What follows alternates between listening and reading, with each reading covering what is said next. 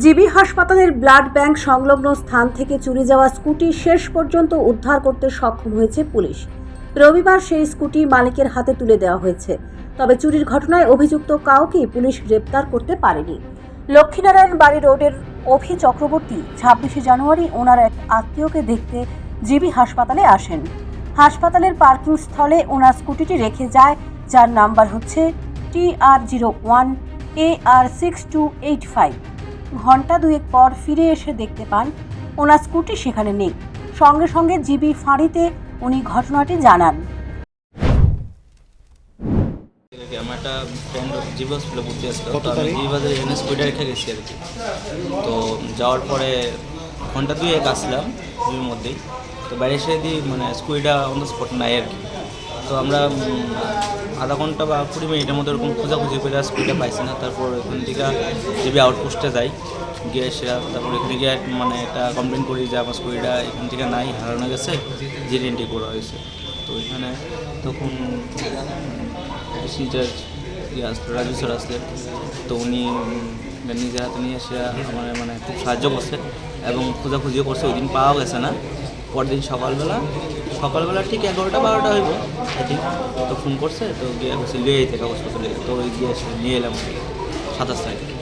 ধরা পড়ছে কি যে নিয়ে গেছিল চোর? যে নিয়ে গেছে ধরা পড়ছে কি না এটা তো ঠিক কইতে পারি না। হ্যাঁ, মানে আমি জাস্ট ঠিক কইতে পারলাম যে স্কুটিটা পাই আসলে মানে আমি খুব হ্যাপি আছি ক্ষেত্রে। এদিকে চুরির ঘটনার অভিযোগ পেয়ে পুলিশ চতুর্দিকে খুঁজতে বের হয়। একদিন পর 79 টিলা রাস্তার পাশ থেকে স্কুটিটি উদ্ধার হয়। পুলিশের বক্তব্য, চুরি করে নিয়ে যাওয়ার পথে পুলিশি বাধার সম্মুখীন হয়ে রাস্তার পাশে ফেলে রেখে যায় চোরের দল। পরশুদিন অর্থাৎ 26 তারিখ অভি চক্রবর্তী নামে একজন লোক আমাদের জিবি ফাঁড়িতে অভিযোগ দায়ের করেন যে ওনার একটা স্কুটি চুরি হয়ে গেছে। স্কুটিটার নাম্বার হলো গিয়ে TR01 AR6285। তো সঙ্গে সঙ্গে আমাদের বিট পেট্রোলিং পার্টি অফিসার সহ, জিবি আউটপোস্টের অফিসার সহ এবং ওই SIS সিকিউরিটি সবাই মিলে আমরা বেরিয়ে পড়ি স্কুটিটার খোঁজ খবর নেওয়ার জন্য।